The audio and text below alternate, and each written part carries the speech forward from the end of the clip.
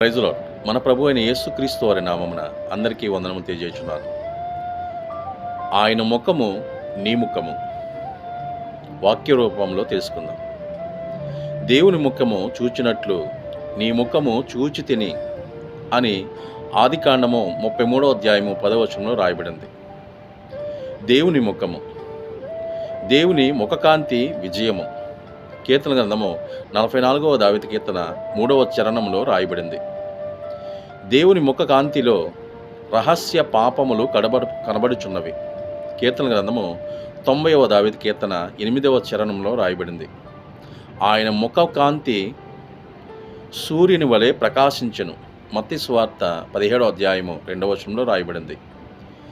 ప్రభువు ముఖము కీడు చేయువారికి విరోధముగా ఉన్నది. 1 పేతురు 3వ అధ్యాయము 12వ వచనంలో రాయబడింది.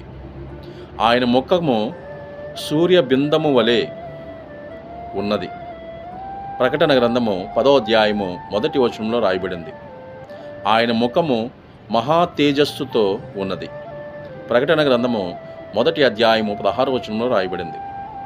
నీ ముఖము మోషే వలె నీ ముఖ చర్మము ప్రకాశించాలి.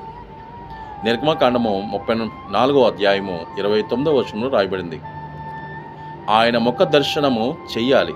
కీర్తన గ్రంథము 11వ దావీదు కీర్తన 7వ చరణంలో రాయబడింది. నీ ముఖము కడుగుకొనుము. మత్తయి సువార్త 6వ అధ్యాయము 17వ వచనంలో రాయబడింది. ముసుగు కాని ముఖము వలె ఉండాలి. 2 కొరింథీ 3వ అధ్యాయము 18వ వచనంలో రాయబడింది. నీ ముఖము ప్రకాశించిందా? ఒకసారి తెలుసుకో. ఆమేన్.